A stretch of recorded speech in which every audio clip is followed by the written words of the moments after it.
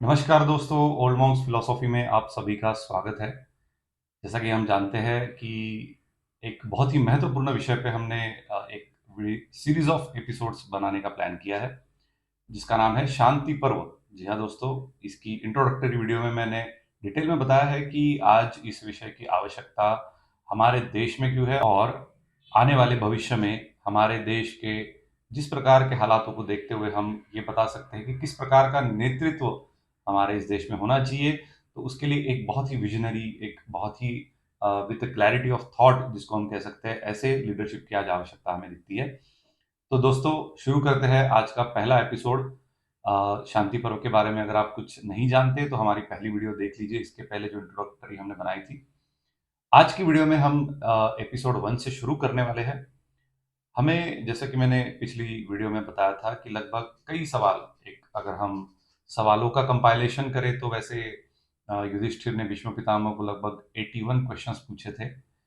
उन 81 क्वेश्चंस में से कुछ ऐसे हैं कि सक्सीडिंगली पूछे गए हैं, यानी एक सवाल पूछा उसके सप्लीमेंट्री में कुछ सवाल पूछे गए हैं। लेकिन ज़्यादातर सवाल जो है हम उसको एक ऐसा थॉट मान के चलते हैं और उस थॉट को लेके हम आप तक लेके आने वाले हैं और वो कन्वर्सेशन हम आप तक पहुंचाने का प्रयास करेंगे। दोस्तों, ये बड़ा इंटरेस्टिंग है कि इन दोनों के बीच में क्या संवाद हुआ है। कौन? युधिष्ठिर और भीष्म पितामह। ये सारा किससे रिलेटेड है, किससे जुड़ा हुआ है? देश, धर्म और न्याय, इन तीन विषयों को लेके जो भी सवाल मन में, युधिष्ठिर के मन में चल रहे थे, उसका समाधान करने हेतु भगवान श्री कृष्ण ने युधिष्ठिर को ये कहा था कि आप ये सारे शंकाओं का समाधान एक व्यक्ति के पास जाके कह सकते हैं जो अपनी मृत्युशैया पे है, वो है भीष्म पितामह। तो चलिए दोस्तों, आज हमारा पहला सवाल हम लेते हैं। पहले इंग्लिश में क्वेश्चन पढ़ूंगा, उसका फिर हिंदी अनुवाद करूंगा आप सबके लिए समझने के लिए, और हम उससे जुड़े आज के विषयों से रिलेटेड जो भी कंटेंट है वो भी डिस्कस कर लेंगे।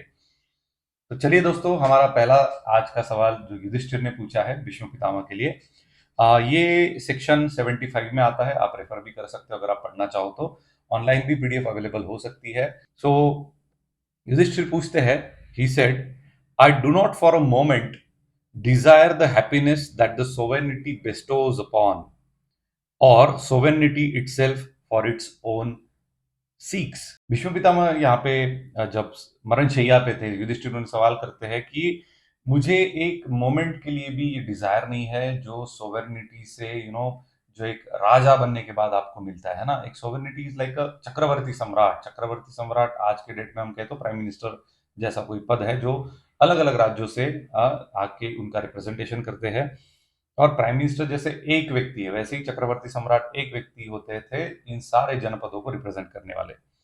तो यहाँ पे युधिष्ठिर कहते हैं कि आई डू नॉट, मुझे ऐसा बिल्कुल भी नहीं लगता, मुझे कोई डिजायर नहीं है मेरे अंदर कि सोवेर्निटी से कोई आनंद प्राप्त होता है। नंबर एक, वो कहते हैं कि ऐसा भी नहीं है कि सोवेर्निटी मिलने के पश्चात जो हम प्राप्त करना चाहते हैं, जो व्हाट वी सीक और फ्रॉम गेटिंग द सोवेर्निटी, ऐसा भी कुछ मेरे अंदर तो है नहीं। आई desire it however for the sake of the merit one में एक्वायर फ्रॉम इट। इसका अर्थ यह है, यहाँ पे मेरिट इस शब्द का अर्थ हमारी समझ के लिए हम पुण्य, क्योंकि पाप और पुण्य आधार जो धर्म के माने जाते हैं, तो उसी विषय को लेके हम थोड़ा इसको समझने की प्रयास करेंगे। तो युधिष्ठिर ये भी कहते हैं आगे जाके कि ना मुझे डिजायर है, हाँ, सोवेर्निटी में बैठ के जो एक सुख प्राप्त होता है, एक हैप्पीनेस जो है, उसकी भी मुझे कोई चाहत नहीं है। ना ही मुझे उस सोवेर्निटी से जो अगर कुछ चाहना भी है, अगर मिनिमल लेवल पे अगर हम बात करें, तो युधिष्ठिर कहते हैं कि मुझे उससे मिलने वाले जो मेरिट्स है, जिसको हम पाप पुण्य की भाषा में अगर पुण्य कहे, तो वो मुझे पुण्य अगर कुछ मिलता है तो उसके लिए मैं वो सोवर्निटी का एक दायित्व स्वीकार कर सकता हूँ, ऐसा वो कह रहे हैं। आगे कहते हैं वो, it seems to me that no merit is attach to it. मुझे तो ऐसा दिखता है कि ये जो किंगडम है या ये जो चक्रवर्ती सम्राट का जो दायित्व है, इसको तो ना कोई पुण्य भी अटैच्ड है। यानी वो ऐसा मानते हैं कि the thorn of a king, जो किंग की गद्दी है ना, वो बहुत ही पाप से भरी होती है, वहां से तो पुण्य कमाना बहुत ही मुश्किल सी बात है। तो उनकी वो मनशा है, देखो उनकी मनस्थिति को समझने का प्रयास करेंगे तो उनके सवाल को हम समझेंगे। ठीक है, आपके मन में ये भी सवाल आ रहा होगा, अरे भाई साहब, इतना युद्ध कर लिया आपने, महाभारत के युद्ध में कौरवों को आपने हरा दिया, अब जीत के आप तो राजा बनने वाले हो, और इसके पहले आप में ये सवाल आ रहे मन में, तो आपने पूर्व युद्ध किस लिए लड़ा फिर? तो यही इंटरेस्टिंग है कि इतना सब हो जाने के बावजूद भी उनकी मन की अवस्था क्या थी, और उसके अकॉर्डिंगली उनको वो जो एक किंग का पद है, राजा का जो गद्दा है, उसमें उनको कोई सुख नजर नहीं आ रहा, कोई पाप पुण्य, कोई पुण्य करने के लिए कोई महत्वपूर्ण ऐसा योगदान भी उनको नजर नहीं आ रहा है। ऐसे सवाल वो कर रहे हैं अभी, उसके तरफ हम ध्यान देंगे। No need for sovereignty then by which no merit can be acquired. तो फिर सोवेनिटी की जरूरत ही क्या है जब मैं वहां से कोई पुण्य ही नहीं कमा सकता हूँ। I shall therefore retire into the woods from desire of earning the merit। इसलिए मुझे ऐसा लगता है कि मैंने इन सबसे संन्यास लेके पुण्य पाप इन सब से चक्कर से निकल के मैं पुण्य कमाने के इसलिए जंगल में कहीं तो चले जाऊं, संन्यास ले लूं। Laying aside the rod of chastisement, यानी वो एक मेरी मनशा ही नहीं है कि मैं अच्छा कुछ इससे मिलने वाला है। एंड सबड्यूइंग माय सेंसेस, अपने सेंसेस को कंट्रोल में लाके I shall go to the woods which are sacred and seek to acquire the merit of righteousness by becoming an ascetic subsisting upon the fruits and the roots। Simple है, वो कहते हैं कि मैं संन्यास ले लूं और ऐसे पवित्र जगह पे जाऊं, जिसे कहते हैं ना हम, जो कि सैक्रेड प्लेसेस होते हैं, ऐसे स्थल पे चले जाओ और वहां पे जो भी फल फ्रूट मिले उसके ऊपर अपना जीवन व्यतीत करूं और सारे सेंसेस को कंट्रोल में ले लूं, और उससे जो भी पुण्य मिलने वाला है मैं उसमें आनंद रह के अपने बचा हुआ जीवन व्यतीत करूं। मुझे इस राजगद्दी का कोई भी उपयोग, कोई भी मेरिट प्राप्त होने के दृष्टिकोण से नजर नहीं आता, और ना ही मुझे उससे कोई आनंद प्राप्ति होते हुए नजर आ रही है। ये बहुत ही क्लियर कट भीष्म पितामह को सवाल कर रहे युधिष्ठिर जी। आगे अब भीष्म पितामह का जो एक उत्तर है इनके सवाल पे, वो बहुत अच्छा है, सुनने लायक है, उसमें हम भी बहुत कुछ सीख सकते हैं। He says, I know, O Yudhishthir, what the nature of your heart is। तुम्हारे दिल की अवस्था क्या हो सकती है ये मैं देख सकता हूँ, समझ सकता हूँ। And how inoffensive is your disposition. Inoffensive इसलिए ये स्पेसिफिकली बोला गया है क्योंकि इतना ऑफेंस हुआ है, इतना मारपीट, इतना रक्त बहा है, इतना खून खराबा हुआ है, तो अभी उनका मन इस तरह से है कि वो खून के बारे में सोचना भी नहीं चाहते, वो रक्तपात के बारे में सोचना तक नहीं चाहते, इतने इनऑफेंसिव उनकी डिस्पोजिशंस है। ये भीष्म पितामह समझ रहे हैं। Thou will not, however, by inoffensiveness alone succeed in ruling the kingdom। वो कहते हैं कि मात्र इनऑफेंसिव या इस प्रकार से इनऑफेंसिव ना रहते हुए आप अपने राज्य कारभार को सही तरीके से चलाने में सक्सेसफुल नहीं हो सकते। ऐसा क्यों कह रहे वो आगे समझाते हैं। Your heart is inclined to mildness. आपका जो ये सब देखने की वजह से आपका जो एक मन है, हार्ट जो है वो एक माइल्ड हो चुका है, डीम हो चुका है, जिसको हम मॉडरेट्स की भाषा में भी समझ सकते हैं इतिहास में अगर देखें तो। Your heart has become compassionate. अभी वो लोगों के लिए एक प्रकार से ऐसे दर्द और दुख के भावना से देख रहा है। And exceedingly righteous. Exceedingly righteous का मतलब बहुत जरूरी है, ये इंग्लिश में इतना मजा नहीं आता जब हम उसको प्रॉपर अपनी भाषा में समझते हैं, कि बहुत ज्यादा आप सत्य के मार्ग पे चलने का प्रयास कर रहे हो। आप बहुत ज्यादा ये सोच रहे हो कि मैं सत्य के मार्ग पे कैसे चलूं, सत्य से ही मैं धर्म की रक्षा करूंगा और धर्म के रास्ते पे रहूंगा, मेरे हाथ से तिल मात्र भी अधर्म नहीं होने दूंगा। ये आपके अंदर की जो चल रही है ना, ये भी कहीं ना कहीं पे आपको वीक बना रही है। ऐसा लिखते हैं, यानी ऐसा भीष्म पितामह आगे कहते हैं, that's why you are without energy. कितना महत्वपूर्ण है, देखिए, आप सत्य सत्य का डंका पीट के आप एनर्जेटिक नहीं रह सकते, क्योंकि कभी कभी वो आगे बताएंगे हम अच्छे से आपको। Thou art without energy and your art virtuous and full of mercy. इसलिए आपका ना ऐसा बना पड़ा है कि आपके सामने अगर आपका शत्रु भी आके खड़ा हो जाए, आपका दुश्मन भी आके खड़ा हो जाए, जो आपको किसी ना किसी एक व्यूह रचना करके आपका ही छल कपट से मृत्यु करवा दे और वो राजगद्दी छीन ले और खुद राजा बन के लोगों को परेशान करे, तो वो कर सकता है। इतना मर्सीफुल हार्ट आपका बन चुका है। दोस्तों, ये बहुत जरूरी है कि आपके मन की इच्छा इतनी भी सत्य के मार्ग पे चलने के लिए नहीं तत्पर होनी चाहिए कि आप सत्य आपके सामने क्या है, आपकी वास्तविकता में क्या है, वो भी आप देख ना पाए। तो ये समझाने के प्रयास कर रहे हैं। People therefore do not regard you much. वो कहते हैं कि अगर ऐसा राजा हो तो आप लोगों के अंदर अपना वो जो एक उनके मन में जगह है वो बना नहीं पाओगे, क्योंकि लोग आपको ये देखेंगे कि अरे ये तो सामने वाला कपटी इंसान है, और हमारा राजा है वो बहुत भोला है, उसका मन पूरा मर्सीफुल है, लोगों के लिए ऐसे बहता है उनके इमोशंस, और किसी को भी क्षमा करने में वो तत्पर रहते हैं। ऐसे अगर आपका शासन हो, तो जो जनसामान्य व्यक्ति आपके इस पूरे किंगडम में रहते हैं, वो आपसे प्रोटेक्शन की उम्मीद करते हैं। वो कैसे प्रोटेक्शन आपसे एक्सपेक्ट करेंगे, अगर आप इस प्रकार से विदाउट एनर्जी रहे तो? That's why people do not regard का मतलब लोग आपको बहुत सामान्य तौर का राजा समझेंगे। आप एक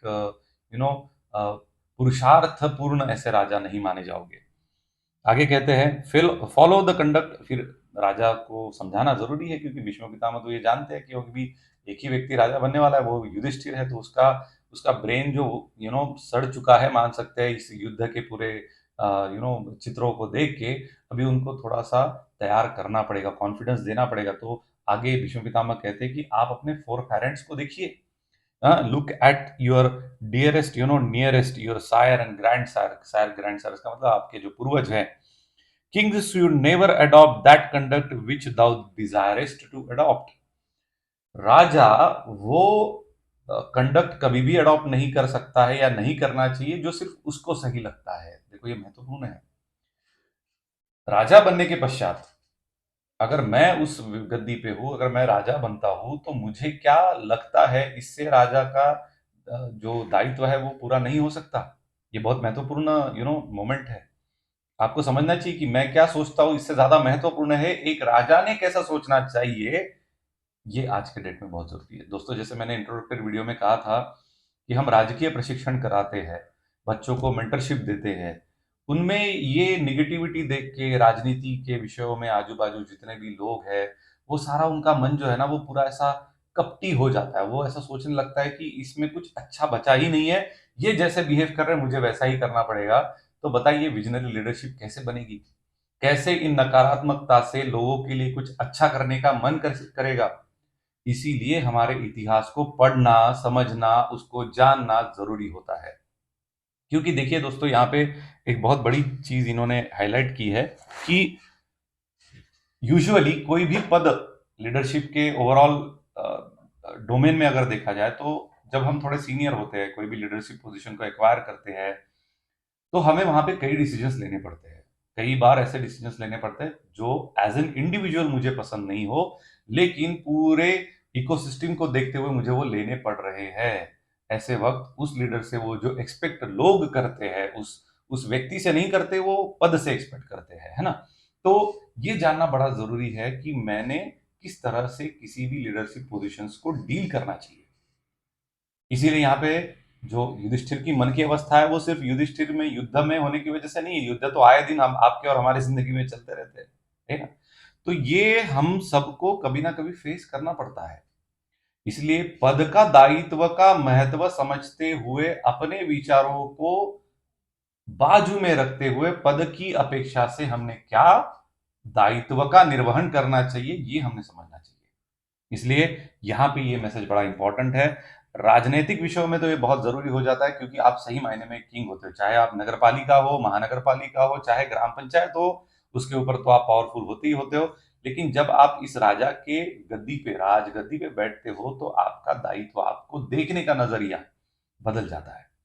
उसके पहले चाहे आप समाज सेवक हो, लोगों के 24/7 अवेलेबल हो उनकी जरूरत के टाइम पे, लेकिन राजा बनने के बाद आपको जो एक सरकार चलाने के लिए दायित्व आपके पास है, उसको संभालते हुए, लोगों के काम करते हुए, समाज में भी एक रूप होते हुए, अपने निजी स्वार्थ को बाजू में रखते हुए, उस भावना से ओत-प्रोत होके काम करना पड़ेगा। तब जाके जो लोग हैं वो आपको एक रिगार्ड से देखेंगे। वो एक एक लीडरशिप क्वालिटी को आपके अंदर जो है वो एप्रिशिएट करेंगे।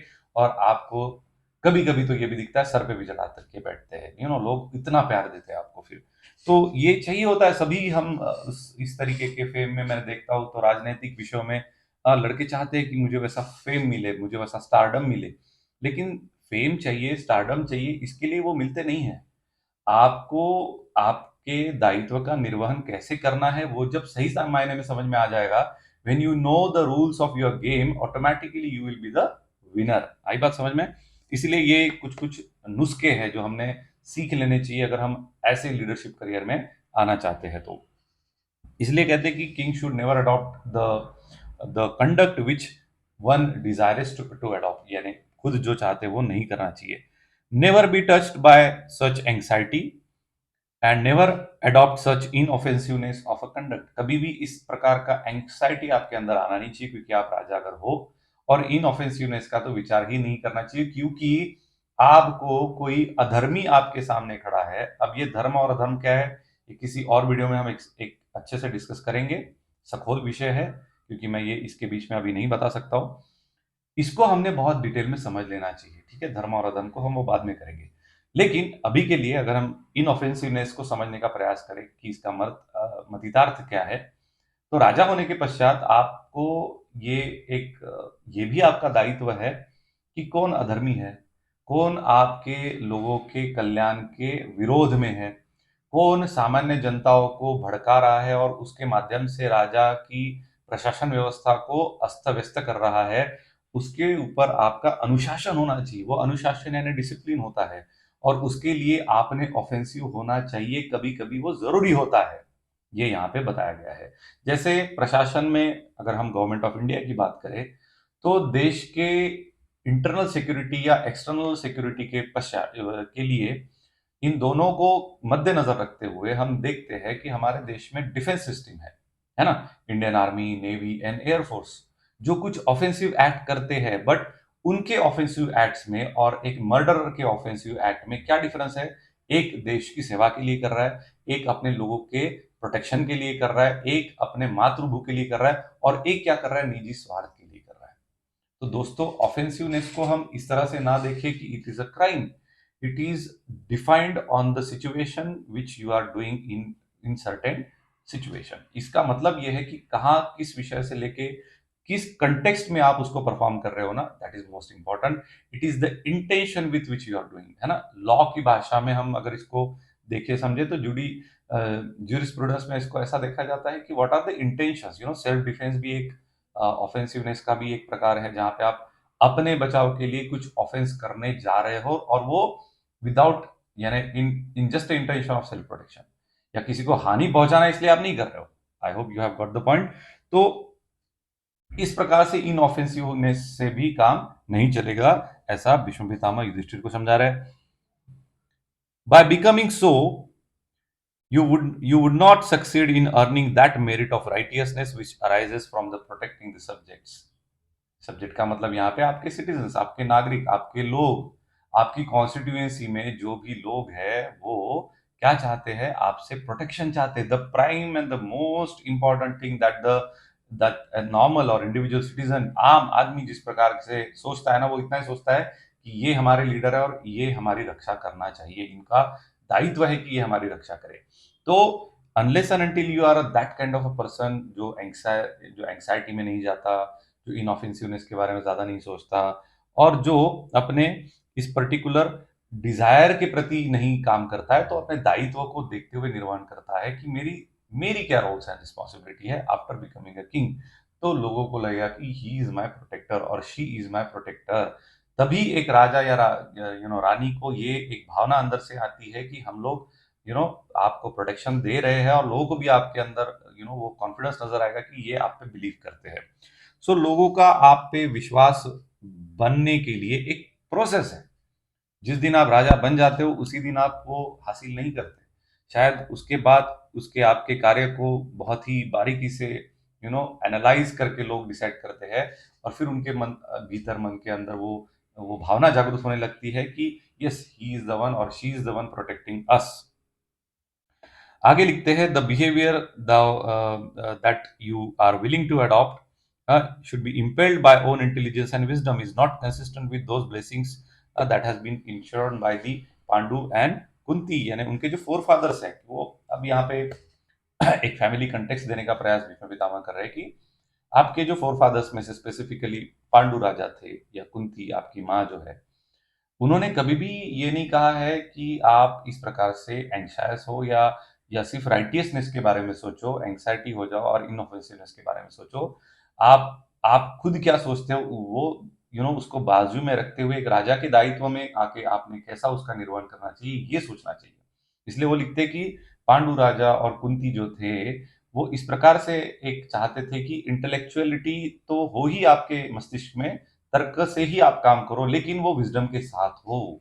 अब विज़डम का अर्थ यहाँ पे ये होता है कि आप चाहते हो कि अपने ही क्षेत्र में आप जो खुद सही मानते हो, उसको थोड़ा साइडलाइन करते हुए, आपके विचारधारा में जुड़े हुए लोगों का सलाह-मसलत लेते हुए आपने कार्य करना चाहिए।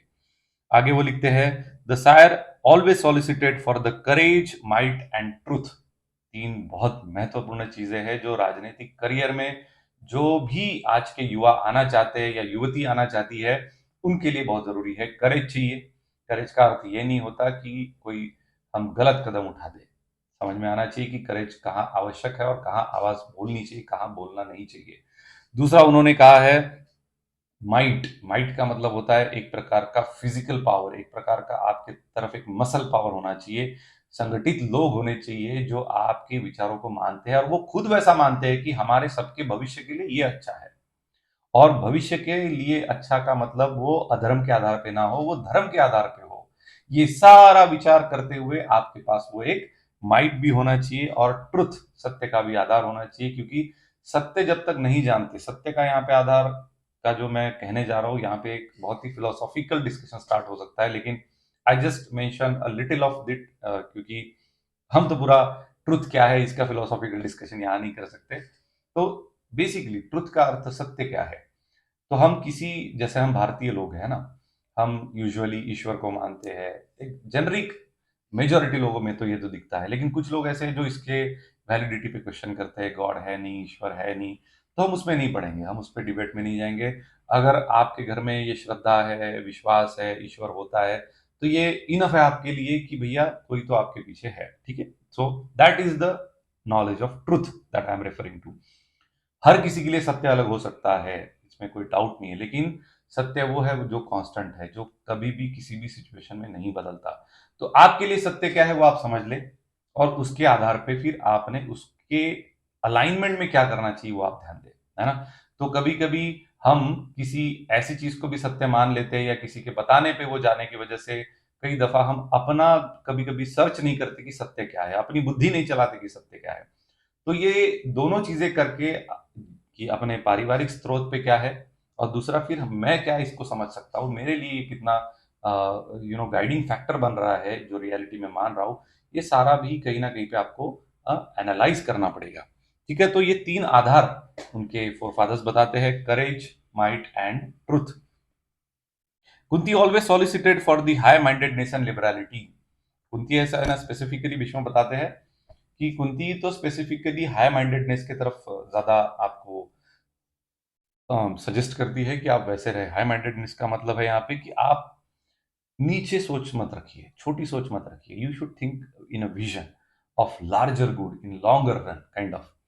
एंड उसके बाद वो कहते हैं कि लिबरलिटी, लिबरलिटी का मतलब मुक्तता होनी चाहिए। एक एक प्रकार का आपके व्यवहार में, विचारों में आपको उस लिबर्टी का एहसास भी होना चाहिए कि आप खुद विचार कर रहे हो और कुछ करने जा रहे हो। आई बात ध्यान में। The Kunti always hence solicited for that the offerings. चलिए, आपको शायद इतना यूजफुल नहीं, तो आगे बढ़ते हैं। वो लिखते हैं द फेम, जैसा मैंने कहा ना आपको कि फेम की हमने बात की, the fame o son of a Kunti is never tarnished of a man that even fail in bearing the burdens which are placed on them and into which they are yoked in life.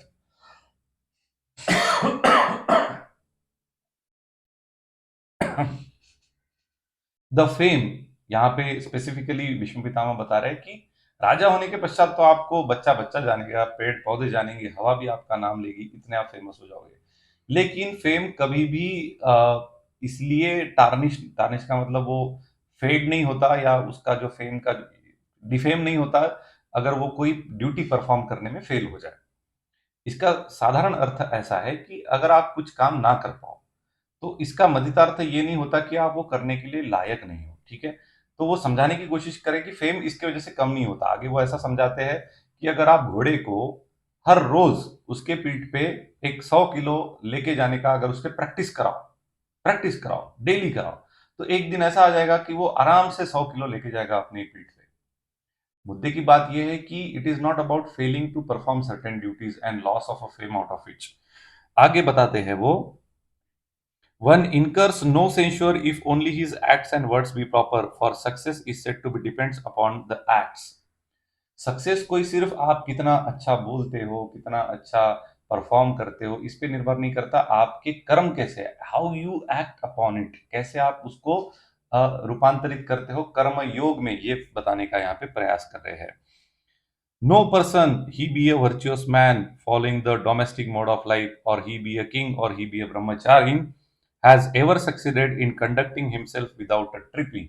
इनका मतलब है कि कोई भी व्यक्ति, चाहे वो घर में संसारी व्यक्ति हो, चाहे ब्रह्मचारी हो, चाहे एक राजा भी हो, कोई भी व्यक्ति अपने इस जीवन में तब तक सक्सेसफुल नहीं हुआ है जब तक उसने कुछ अप्स एंड डाउन्स नहीं देखे. ट्रिपलिंग का मतलब यहाँ पे है इट्स जस्ट एरर्स, कि बहुत सारी गलतियों से ही व्यक्ति सीखता है. इसलिए आर्य चाणक्य क्या कहते हैं कि वो व्यक्ति श्रेष्ठ है जो सामने जो व्यक्ति गलती कर रहा है उससे कुछ सीख लेता है, बड़ों से सीख लेता है. बड़ों ने कुछ समझाया कि ये सही है, ये गलत है, ये मत करिए, या उसने कुछ गलती की है, वो गलती मैं नहीं दोहराऊंगा, वही व्यक्ति जीवन में बहुत जल्दी सक्सेसफुल होता है, ऐसा आर्य चाणक्य कहते हैं. इसलिए यहाँ पे भी वही बात दोहराने का प्रयास कर रहे हैं कि एरर तो करने ही वाला है, चाहे वो ब्रह्मचारी हो, चाहे वो गृहस्थाश्रम में हो, या चाहे राजा हो. इसलिए राजा बनने के लिए आप इतना क्यों डर रहे हो, इतना क्यों सोच रहे हो, आपने आपके हाथ से तो गलतियां होने वाली है. आप इनऑफेंसिवनेस के बारे में बहुत सोच रहे हो ना, तो ऐसा तो हो नहीं सकता कि आपसे गलतियां नहीं होगी. तो ये भी हमने बहुत जरूरी समझ के चलना चाहिए कि मैं परफेक्शन के लेवल पे जाने का प्रयास ना करूं तो अच्छा है, क्योंकि मैं तो एक सामान्य व्यक्ति हूं, मैं कोई दैवी व्यक्ति नहीं हूं. अगर मुझे कुछ करना है या मैं इलेक्शन लड़ के चुन के जीत के भी आता हूं, तो does that mean that I am not going to perform any single error? No, it's not going to be like that. A king should never think like that, rather even everybody should never think like that कि मेरे हाथ से कोई गलती नहीं होने वाली है. ये बहुत जरूरी है दोस्तों.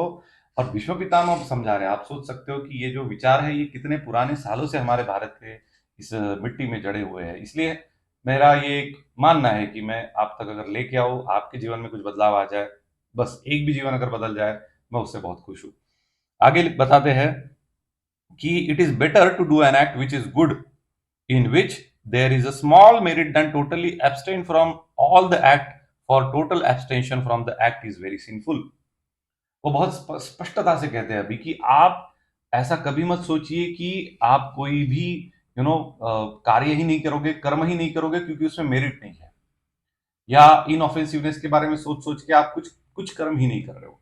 आपने उल्टा ये सोचना चाहिए कि छोटे छोटे क्यों ना हो, छोटे छोटे एक्ट करूं, छोटे छोटे कर्म करूं, चाहे कुछ छोटे कर्मों से मुझे पुण्य मिलता रहे, लेकिन ये बेहतर है then instead of doing nothing, because doing nothing is more, इन्होंने लिखा है सिंफुल, यानी वो ज्यादा पापकारी है कुछ ना करना. इसलिए दोस्तों छोटा छोटा तो भी कुछ करते रहिए जिंदगी में, आई बात समझ में, जो कि अच्छा है. When a high-born and righteous person succeeds in obtaining affluence, the king then succeeds in obtaining prosperity in all his affairs.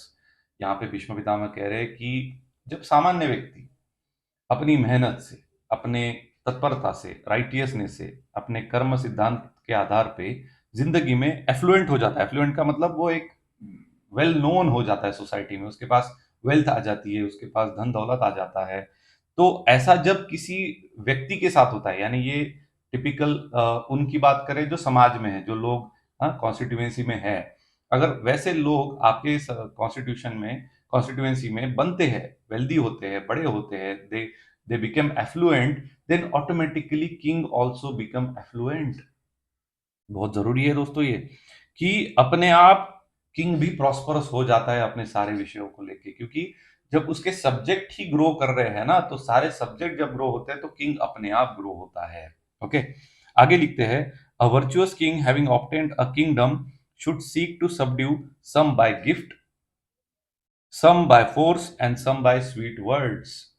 यहाँ पे विष्णु पितामह बहुत अच्छे से कहते हैं कि जो वर्चुअस राजा होता है ना, एक एक ऐसा जो व्यक्ति है जो ऐसे अपने लोगों के बीच से बड़ा होके ऊपर आया है, ऐसा जो राजा होता है ना, ही शुड सीक, यानी उसने उसके अंदर वो चाहत होनी चाहिए, टू सबड्यू, सबड्यू यानी अपने अंदर उसको रखना, उसको अपने शब्दों के अंदर रखना, उसको अपने विचारों के अंदर समाये रखना और उससे जोड़े रखना, और उसको जब चाहे अपने राज्य कारभार के भविष्य के अच्छाई के लिए उसके नॉलेज का, उसके पैसों का और उसके पर्सनैलिटी में जो भी अच्छा है उसका अपने देश और राज्य के लिए योगदान करवा लेना। ये बहुत ज़रूरी चीज़ है। देखो दोस्तों, कोई व्यक्ति आपके कॉन्स्टिट्यूएंसी में वेल्दी है, अभी हुआ है या पहले कई साल उसकी मेहनत से हुआ है, उसके नॉलेज का आप फ़ायदा ले सकते हो अपने राज्य कारभार में।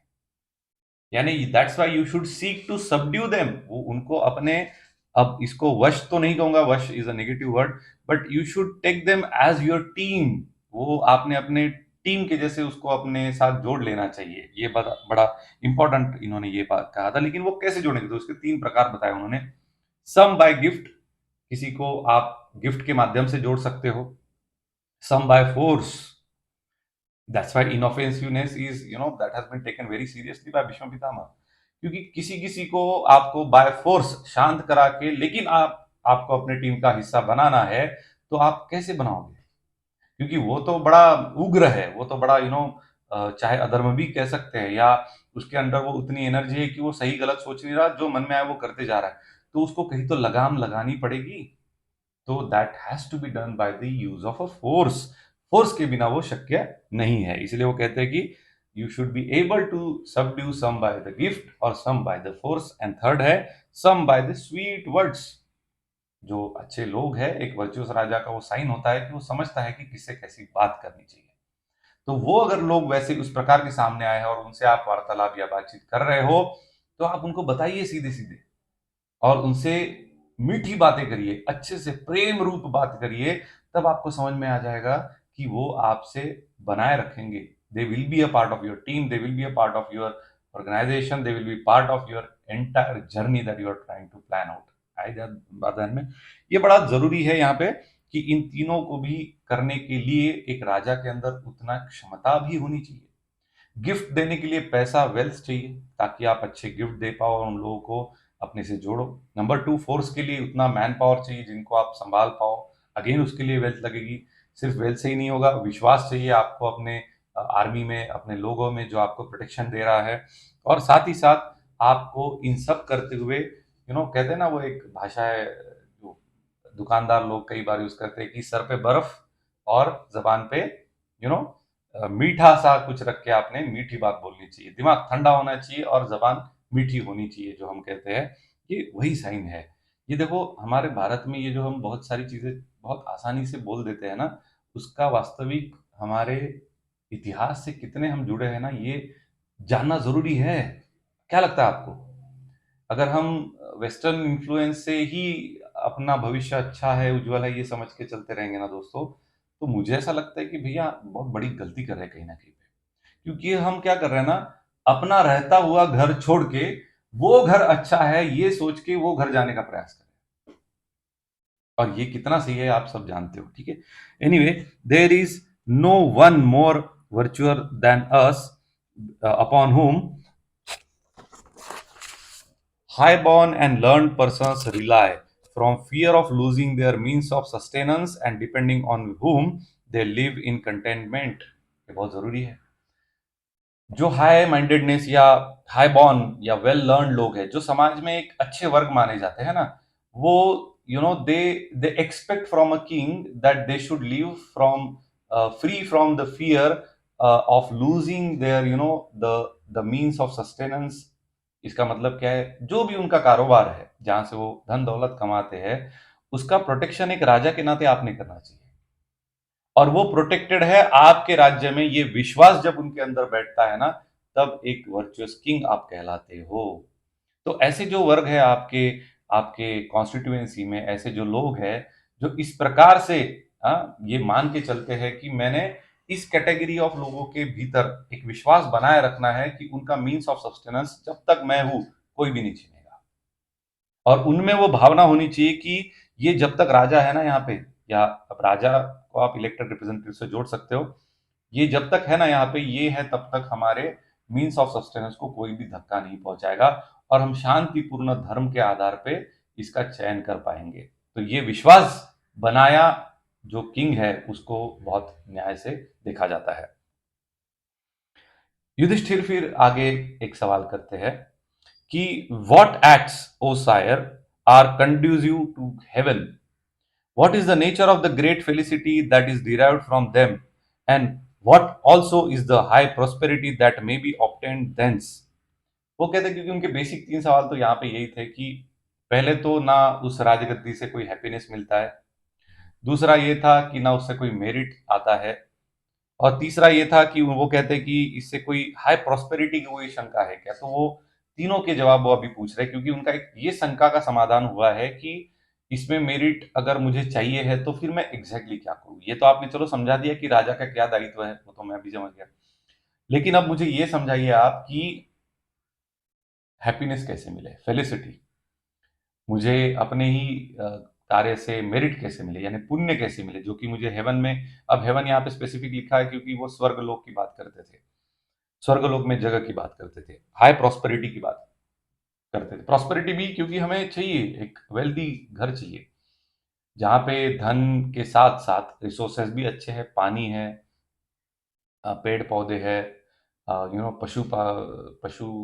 पालन वाले सारे है, यानी it's a diverse nature that you should have, उसको प्रॉस्पेरिटी कहा जाता है। यहाँ पे सिर्फ being a wealthy is not a being prosperous. हाँ, तो यहाँ पे भीष्म का जवाब बहुत ही सुंदर है, बहुत सटीक है और बहुत सरल है। भीष्म पितामह कहते हैं कि दैट मैन फ्रॉम हुम a person afflicted with fear obtains relief even for a moment, he is the most worthy of a heaven among us।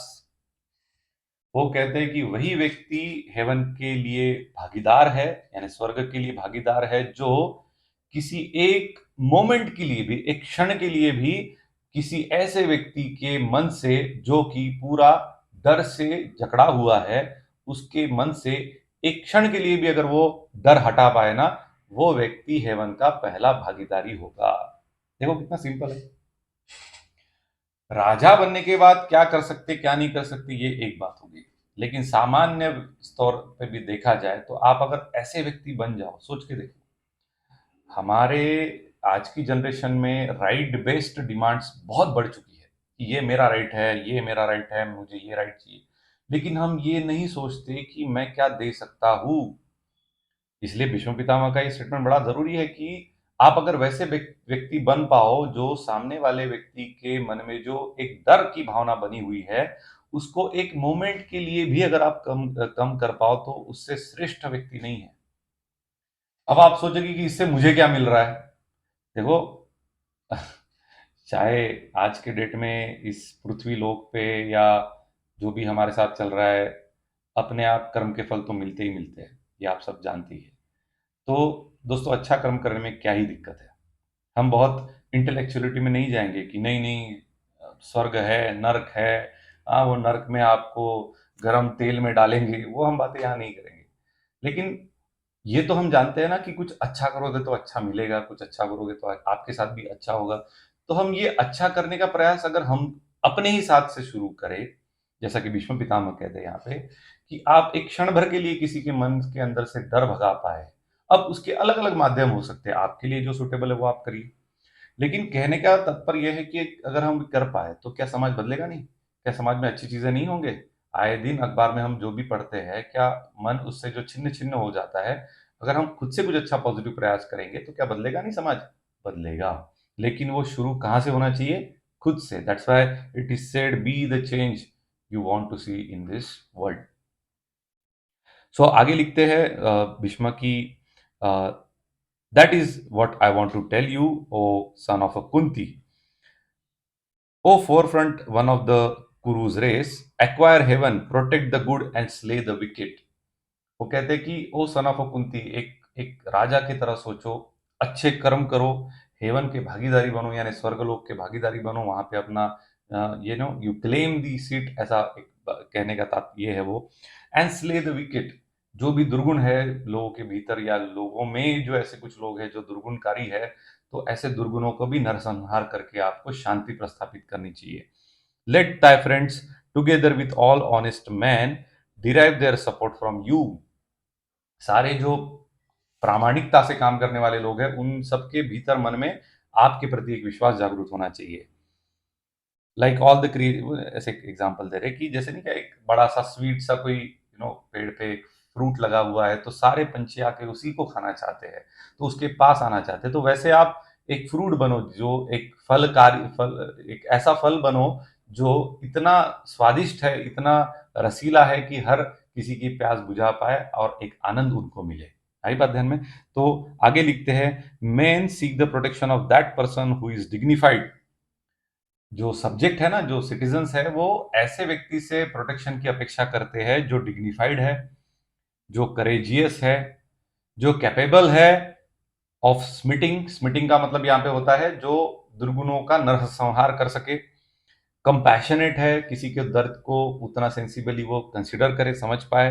With senses under control, ये तो मुझे आज के डेट में बड़ा जरूरी लगता है, क्योंकि हमारे सेंसेस इतने अधीन हो चुके हैं, शराब के अधीन, आज के डेट में तो पोर्नोग्राफी के अधीन, और जो भी ड्रग्स के अधीन, और उसके साथ साथ गलत काम करने के अधीन, यानी छल कपट से किसी को तकलीफ देने के अधीन, तो उसके सेंसेस कंट्रोल में होने चाहिए। आई बात ध्यान में?